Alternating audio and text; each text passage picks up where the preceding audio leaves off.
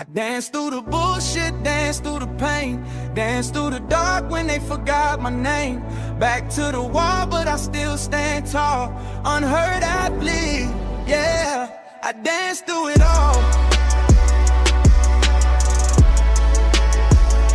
I danced through it all.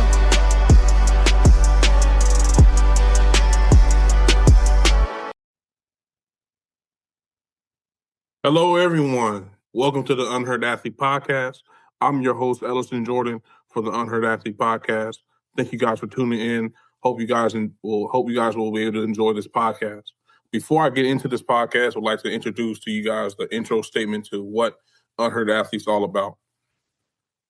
We created this podcast for athletes that have struggled with trials and tribulations in their respective sport, and we're silenced when they try to speak out about the truth about the situation. We're often told to be quiet, let it go, move on for certain situations that have impacted our livelihoods. With Unheard Athlete, we're giving athletes a platform to speak about their truth without them being looked down upon, ridiculed, chastised, etc. So basically, giving athletes a free space, giving athletes a safe space, most importantly, to speak their truth, speak the truth about the situations that's impacted them the most, whether it's from, football, basketball, tennis, etc. Primarily for college student athletes who have suffered from trials and tribulations that they suffered in college. And to start that off, I'm going to give you my experience about how personal situations impacted my livelihood back in college and how it's impacted my family's livelihood as well. But that'll be later down the line. Before I get into that, I'm going to give you a little background story about me and how everything came into fold. So, a little bit about me. My name is Ellison Jordan again. Was born in Washington, D.C., raised in Prince George's County, Maryland, Upper Marlboro to be exact. That's where I grew up. That's where I learned who I was, not only as a football player, but as a person. Another thing I would say, as a kid, I would describe myself as a humble, genuine. I cared about people, very affectionate, was very outgoing, etc. Love to get to know people, But the one attribute that I would describe myself the most, that the best described me, was the fact that I was very determined. No matter how hard something looked, how treacherous it looked, or how hard it may seem, I was very dedicated to get it done. I was very dedicated to accomplish the task. So no matter if it was on a gridiron or in a classroom, I'll do the best I can to accomplish that task. So I feel like me being a determined individual made me who I am today. And that's the reason why I'm doing this podcast. Before football meant anything serious to me, I was just trying to do sports to stay in shape, to get active. Back in the day, I wasn't really super active. So I had to find something to keep me active. My parents wanted me to be active for my health. Not that I had any major health issues when I was a kid, but I was a little chubbier. So back in the day, I had to find some sports to help me, tone up a little bit, lose some weight. So initially, I tried baseball out. Excuse me. That wasn't super fun. It wasn't boring, but it could have been a lot more fun. And I was an outfielder, so at that level, like little kids league, there wasn't a whole lot of home runs or a lot of out pop flies to come out to the outfield. So I was really standing on the island for real. So baseball wasn't that fun. Basketball was okay. It's just the fact that I wasn't that good. So it never really monetized into anything. It never really grew into anything. It was just something I just wanted to do to keep in shape. But football was the main sport that I resonated the most with. It was very relatable. It was fun. And it helped me get in shape at the time. And that's something that I wanted to do. That's the main sport that I wanted to play. Other sports, I watched the pros a little bit. I watched the NFL. I watched college a little bit growing up. I had 2-3 cousins that played high school, college. I don't think any played in the pros, but I had some that played at that level. But the one person who got me into playing football and got me into playing sports in general was my dad. And he not only got me into sports, but he helped me get ready for sports. He helped me get ready. He helped me train. And the way he helped me train was we had this trail in our neighborhood, this bike trail. My dad loves riding his bike, even till this day, to get in shape and stay active. So he took me on the trail one time. And I'm thinking it's going to be like a nice stroll, like pedaling the bike, just riding the bike with my dad. But it turned into an intense workout. We were riding for like a couple miles. We were on the trail. And even then, he was still on me like water and rice. He was really, really stern with me, whether it was if I wasn't pedaling if I wasn't pedaling the pedals that fast, if I wasn't steering the bike correctly, if I wasn't pushing myself as hard as I could have, he was on me. And initially, I was confused because I thought this was supposed to be like a nice little stroll, but he made this into a workout. So I was like to myself, or I asked my dad, why are you pushing me so much, Dad? Why are you making this so much of a big deal? And he told me straight up, like, when you try out for football, that's how the coaches are going to be. They're going to be on you. They're going to want the most of you. They're going to push you to the limits.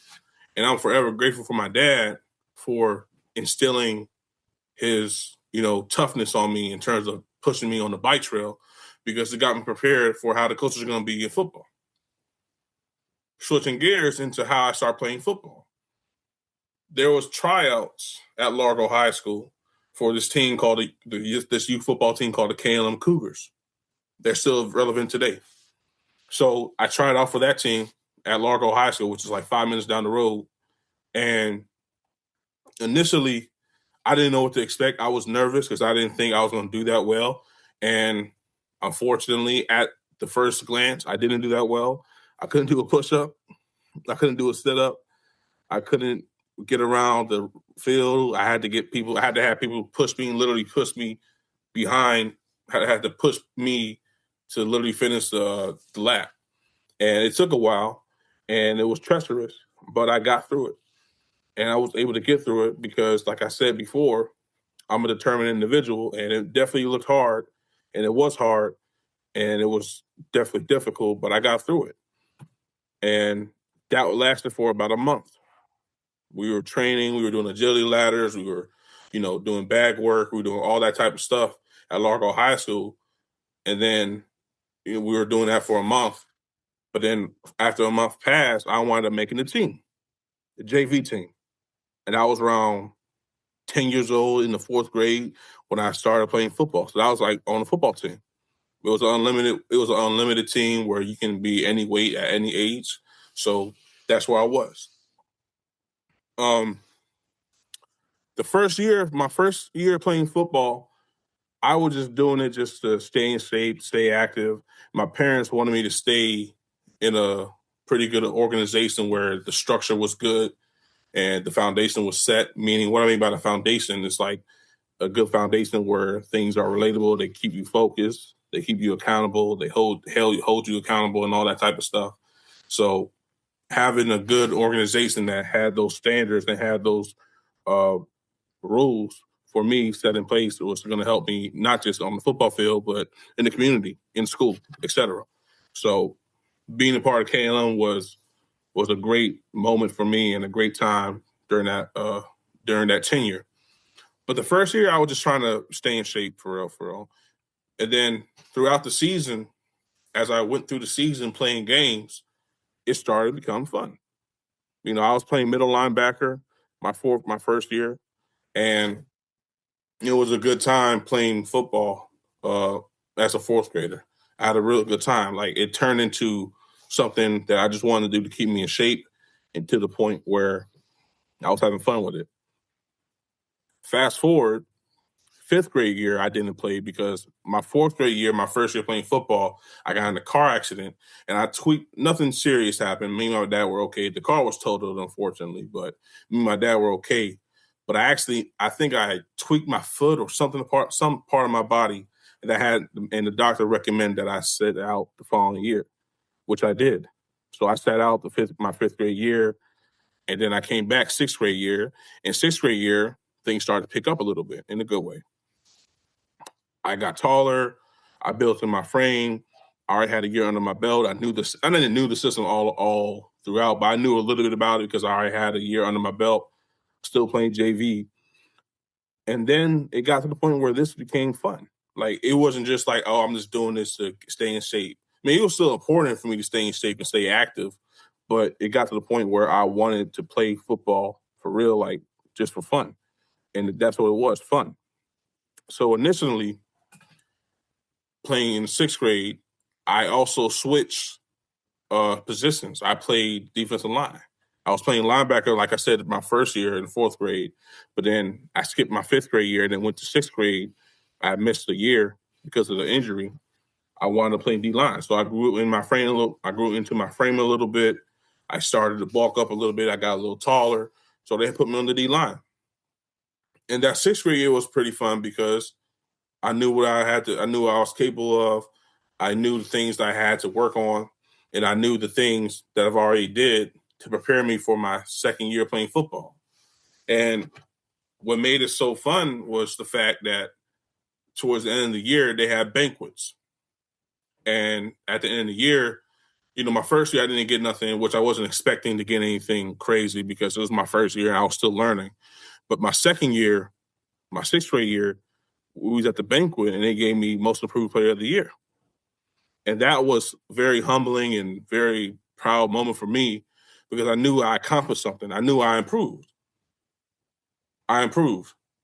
I improved on my conditioning, knowing the plays, making plays in the game, etc. So for them to give me a most improved player of the year meant something to me at the time because it showed that that determined kid that I knew I was, it turned into something good. And it was something that I hold dear to my heart, to be honest with you, because I think, not to say that medals and trophies are anything, but acknowledgement is pretty important to me, honestly. So not all the acknowledgement, but the fact that they acknowledged me as someone who improved, it was very humbling experience for me. It was very humbling for me. So that was fun. Seventh grade year, again, things start to pick up again in a good way. Seventh grade year, I don't know how old I was. I might have been 14, 13, 14. So seventh grade year, I started playing varsity. I've been in the program for a couple of years. I've been around people. I was in better shape. I knew the system a little bit. I was playing varsity now.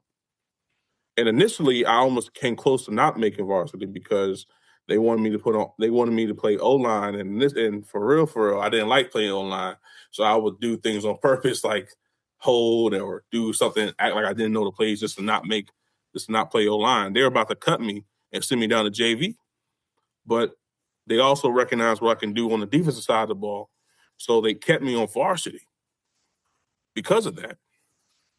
And it got to the point that I was doing so well at defensive line, at defensive tackle for varsity, that I actually started getting recognized by my first high school team called the DeMatha Stags. For those of you who don't know DeMatha is a very well-known program across not just Maryland, but across the country for their football program and other things as well. But just specifically for football, they're very well known. So that was the first school who looked at me.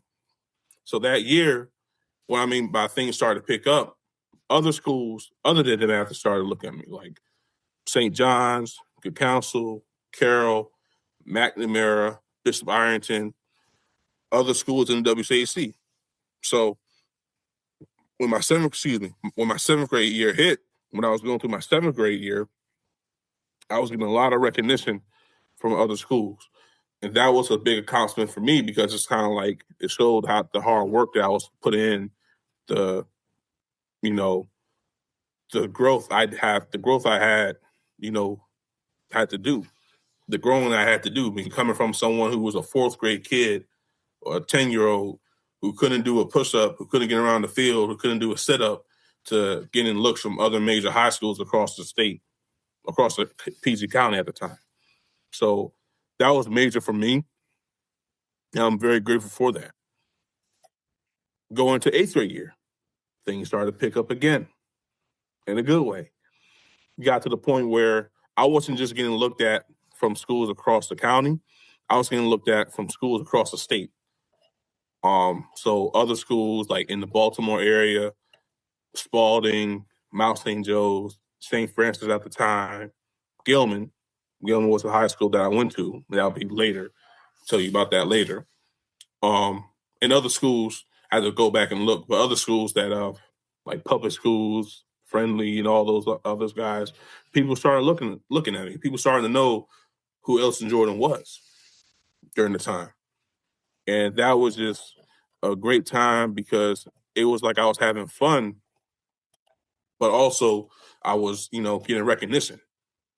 And the recognition I also got was from my own organization, the own youth football team, when they gave me also the best defensive player, the best defensive lineman of the year and MVP of the year, my 8th grade year, as well as my 7th grade year. Forgot to mention that 7th grade year, they gave me MVP and the best defensive lineman of the year back to back from 7th grade to 8th grade. So those years with KLM was a blessing to me, because it got me in shape. It kept me active. It helped me meet people till this day. And, they helped me mold me into the high school player that I was, for sure.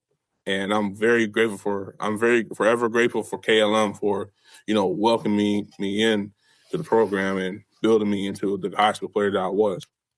So that was great.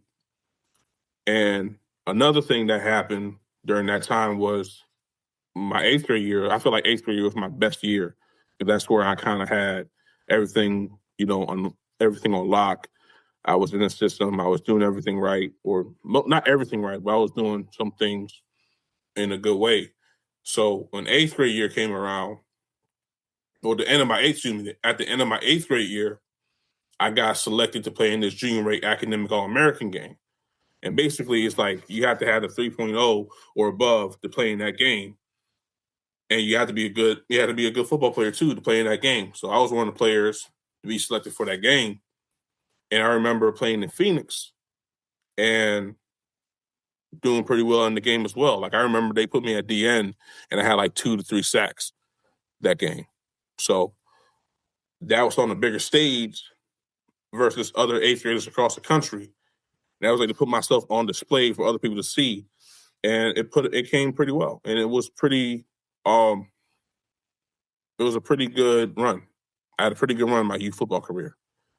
And I'm forever grateful for having football come into my life because it not only helped me get in shape, but it kind of, gave me an identity in a good way. I'm not saying football is everything. We're more than football, but football was something that I love to do. I still love to do to this day. And it gave me an identity for real.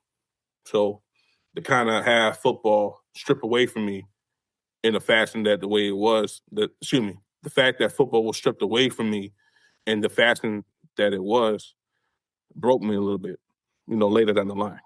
But that's later. But I'm just forever grateful for KLM for welcoming me in to their program and making me into the football player I was in high school. So, but that's it for now. That's ball game. I appreciate you guys for tuning in, and I pray and hope you guys tune in for the next episode of the Unheard Athlete Podcast, and hope to see you guys soon. So thank you and have a blessed one. I danced through it all. Unheard story, real scars. This is the podcast where we dance through it all.